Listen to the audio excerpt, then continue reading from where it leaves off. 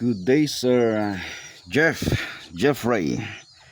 Okay na tong tactical M3 mo. So testingin natin po sa 25 meters. Okay, yan po yung shotboard natin. Okay, yun, sige, pasundan natin yung gagawin nating reference. Okay, firing. Check natin 5 groupings dito.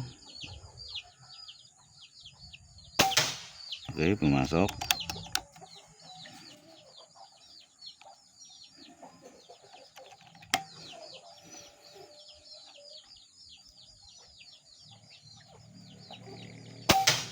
Pumasok ulit. Kasi makiki-compete daw si sir eh. Sige, subukan natin. Upgraded Indo-made PCP.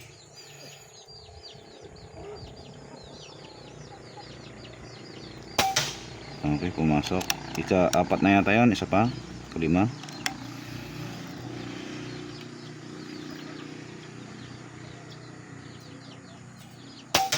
Okay, 5 shots po yan, Sir Jeffrey. Okay, eto yung 5 shots mo sa 25 meters. Subukan natin ngayon sa 50 meters. Siyempre, diretso na tayo sa 50 meters. Okay, check natin yung parallax. Then hanapin natin kung asan yung POI nya. Hindi pa kasi natin alam. Okay, parallax. Hanapin natin. Dapat ito ang kailangang i-consider natin mga ka-airgun tuwing tayo sisipat or puputok.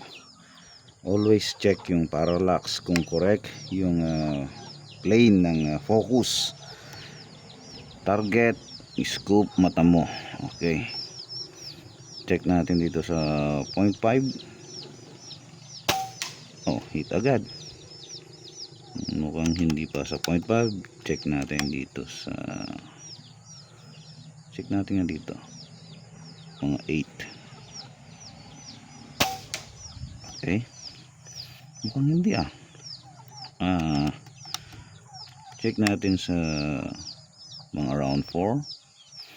Baka flat yung trajectory nya.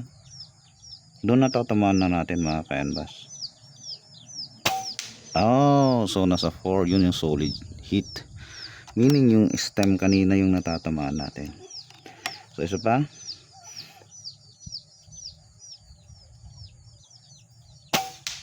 Solid. Isa pa.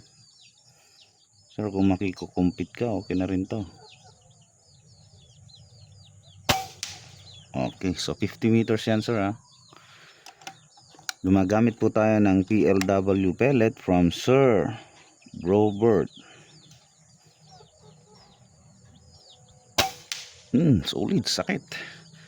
Anyway, balik tayo sa 25 meters. Yan ang groupings mo kanina sa parallax ulit. Yan ang groupings mo, sir, sa 25 meters using PLW. Ngayon, subukan natin sa tabi niya kung ano naman ang groupings niya kapag gagamitan natin ng Astro unresized, straight from the box, no sorting, basta shoot lang. Okay, firing. Isa.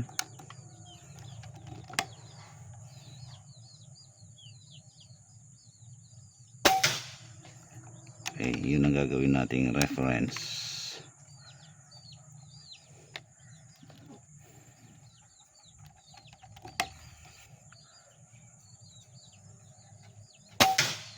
Okay, doon.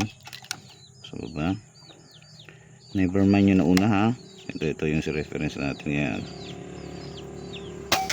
Okay. Magpa 5 shots tayo dito.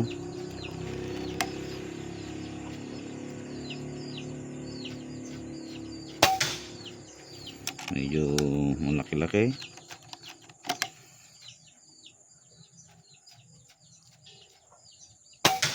Okay, yun. So may mga pliers tayo dito. Okay, pero pumapasok naman pa rin dyan. May isa-isa, dalawa. May dalawang pliers tayo. Pero nandun pa rin. Ngayon, Astro ngayon to sir ah. Subukan natin ulit sa 50 meters. So unang demo natin is PLW pellet. Kasi makikikompete ka, sabi mo. Ngayon, pupunta tayo ng 50 meters using again Astro naman ngayon. Okay. Kanina is 0.3. Ito natin. Ay 0.4 I should say. Hit niya. Pinilit natin POI. Try natin ng 0.5 mismo. Ayaw. 0.3 ulit.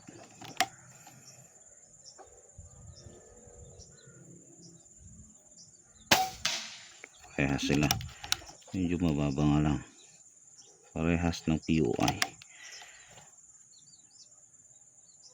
0.4.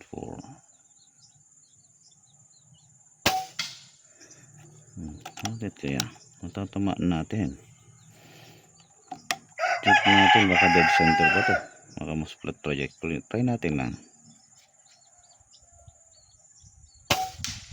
Mas flat pa lang trajectory sa Astro. 1 inch po yan sir, 50 meters. Mas flatter ang kanyang trajectory sa Astro.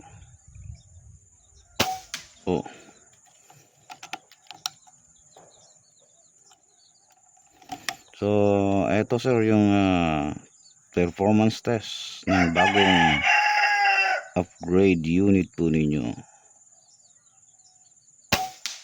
Solid, sakit.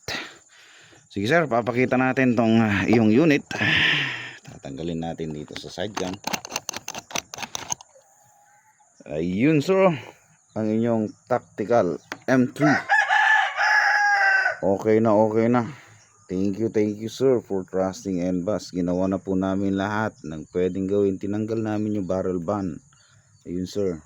Tapos tinanggal na namin yung inyong dating silencer na nakalagay. Ewan ko kung kanino po nyo kuha. Pero hindi po basta silencer is silencer only. May silencer ding nagkakalat.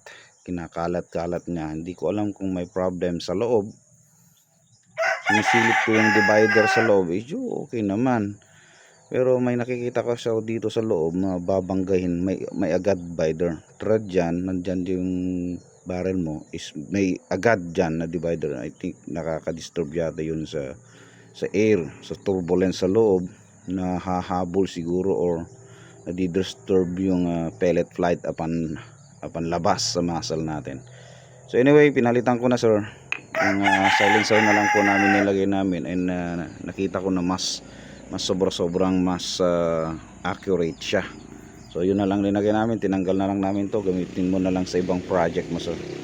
Okay, siningit ko lang yung silencer kasi kanina pa ako nag-tune sir, hindi ko mahanap bakit may medyo biglang nawawala or aawul. Anyway, okay na sir. So Astro yung gamit natin. Gumamit din ako kanina ng PLW. Kung gusto mo makikompete, pwede to. Please contact lang ang ating kaibigan si Sir Robert ng yun, PLW Precision Lead Works. Okay, Gawang Pinoy. Thank you sir for trusting and pass.